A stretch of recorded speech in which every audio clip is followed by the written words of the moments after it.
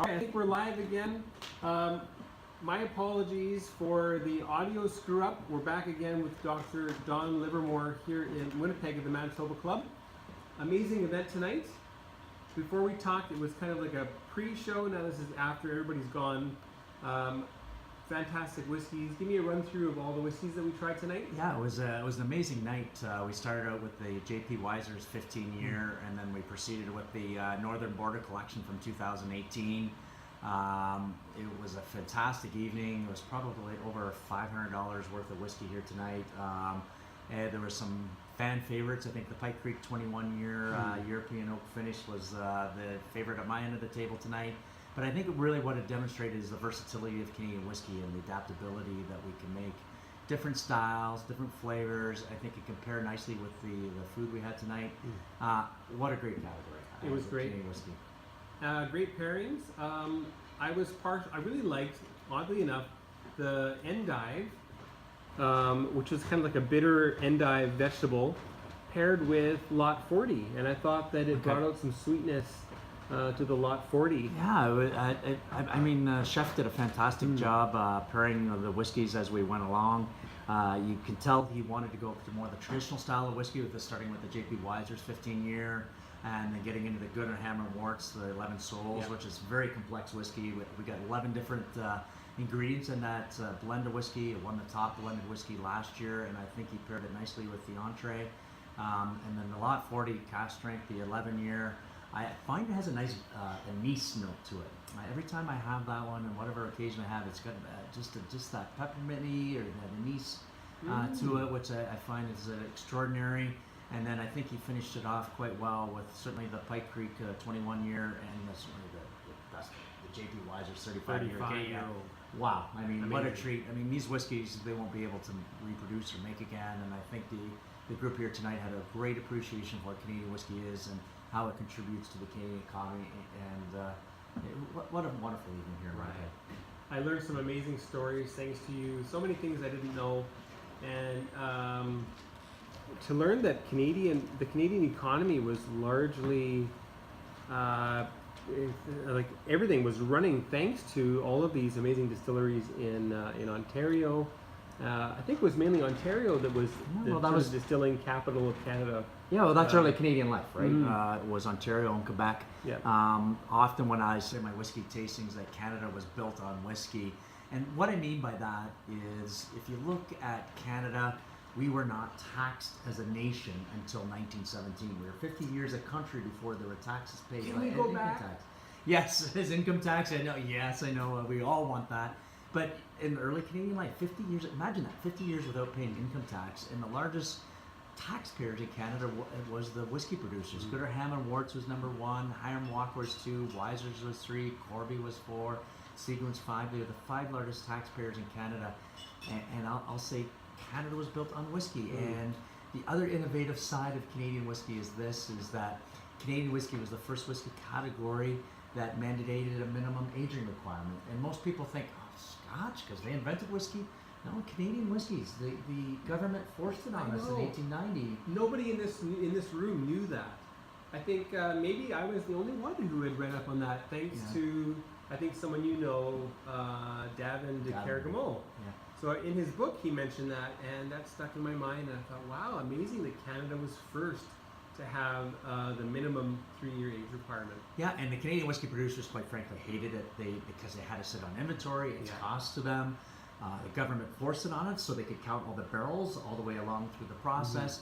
But I love the ingenuity of Canadians, where they actually advertised, and they did marketing in the 1890s, believe it or not, and they had advertisements inside newspapers saying Canadian whiskey, aged in white oak barrels for a minimum of 3 years, it mellows our whiskeys under the supervision of the Canadian government. And they leveraged that, and by the year 1900, we had the largest whiskey distillery in the world, the Gunnar Hammer Worts distillery.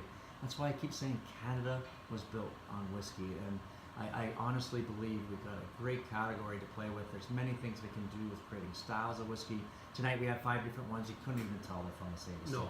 No, absolutely not. Now, interesting that requirement to have it supervised by the government of Canada. That sounds a lot like bottled in bond for that's what bourbon. well, that's what they put on our bottles, is bottle and bond, and I still see that popping up in the bourbon industry today. We went through that in the 1890s, we did that. and the government Been still there. closely watches this today. And I said to the audience tonight, we get audited every 4 months, and they count all our barrels at our whiskey aging warehouse, and they want to make sure everything's accounted for, and it's still very important to the Canadian economy today. Now, my favorite tonight was Lot 40, the 11-year-old, and the 35-year-old Wiser's, which I really loved. I love the aged flavors. I think not everybody seems to really want older whiskey, but interestingly, not everybody actually would prefer it if they had it blind. So some people will actually do best if they go with, say, the Lot 40 11-year-old, or maybe the Wiser's 15. That'll suit their palate. Other people who like that unusual flavors that maybe certain foods from around the world might give you, you can get that in aged whiskeys. But for me, yeah, I like that older style. What about you? Do you tend to prefer younger styles of whiskey or older? Age does not necessarily mean quality.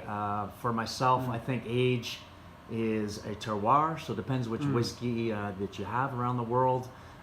Scotches I tend to like a little bit older, bourbons I tend to like a little younger, Canadian whiskey in between.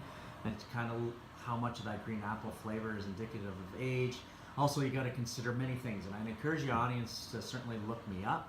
I have developed a Canadian whiskey flavor wheel, which kind of... I love that wheel. Yeah, Dave Broom, I got to give him credit as a writer in the world. He coined the term, it is a distillery cheat sheet. It really, it really is. It really describes where flavors develop from. And all I would encourage is to the audience is find what you like. Find what you like. Read about what you want. Whether you like rye forward whiskeys, or do you like double distilled lighter traditional Canadian whiskeys? Do you like barley forward whiskeys, or do you like something with age, which gives you that green apple? And if you follow that whiskey wheel that I've developed and understand where those flavors come from, then you can target the whiskeys you want. And I'll come back to it. Canadian whiskey, we got the versatility to be able to do all those things, and it makes an incredible category.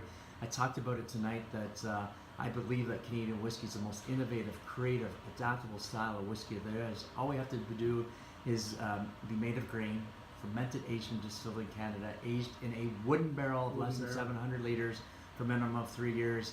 And I say Canadian whiskey is diverse.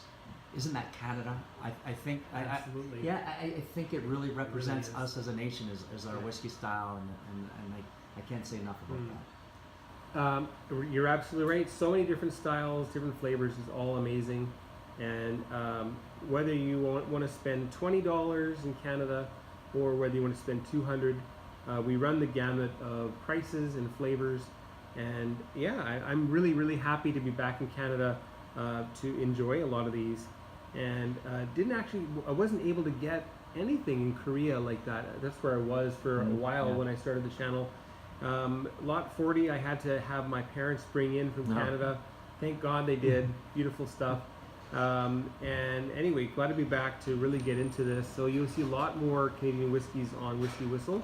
Now, Dr. Livermore, you have also a massive presence on Instagram, and I think that is CDN Whiskey Doc.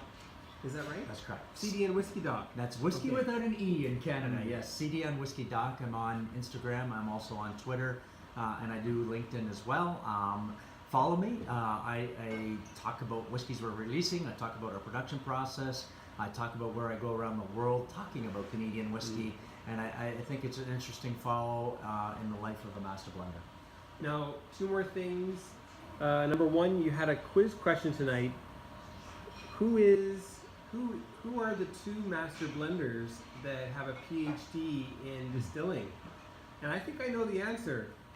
So, Dr. Don Livermore. I don't want to insult anybody, but I only know one other is Bill Lumsden, which is from Glenmorangie. But there may be others out there. It's a very few and very limited to go and pursue that degree.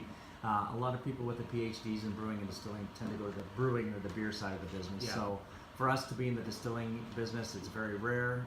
But there may be a few more others. The distilleries popping up all the time. And I think also the graduating class from Herriot-Watt is also with more and more. I think I don't know. They're probably going to be expanding that course, because I think there are every country seems to be 10% more distilleries almost every year. Yeah, Whether that's Canada or USA or Scotland or Ireland. just seeing my social media feed, I'm already seeing a lot of Herriot-Watt grads, and it's becoming more prevalent. I think that's great.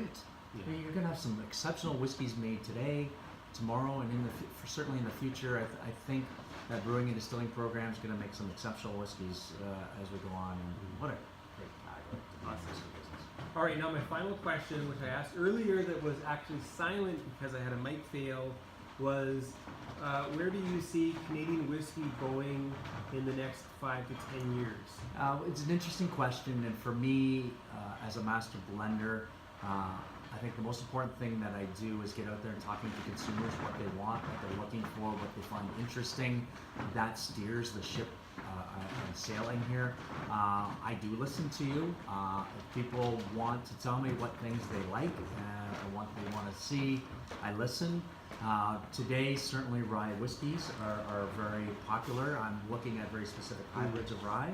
I'm also playing around with certain cask finishes as well, because I think that's kind of peaking at the moment, and people are looking for that sort of thing. But my dream someday, as I think yeast has the most influence on the whiskey, what you're doing. But the struggle I have is most consumers don't even know that yeast makes alcohol. But yeah, I mean, you can play with lots of different strains of yeast, manipulate the brewing process, which what brewers and winemakers do. If you brought that into the whiskey fold, I think it would be extraordinary. And someday, I hope that I may be retired by then, but I certainly want to put away whiskeys and have that in my inventory for sure. Awesome. All right, so this is Whisky Whistle here at the Manitoba Club in Winnipeg, Canada. Sitting with Dr. Don Livermore. So happy to have you here. Thank you very much. The toast. Yes, let's do that. I'll have my 35-year-old Weisers. I think I got the lot 40 cash right here. So Perfect. cheers. Thank you for having me on. Always a pleasure. Yeah. Delicious. Okay, everybody, check them out. CDN Whiskey Doc on Instagram and Twitter, and of course, subscribe to Whisky Whistle. We'll see you again. Goodbye now.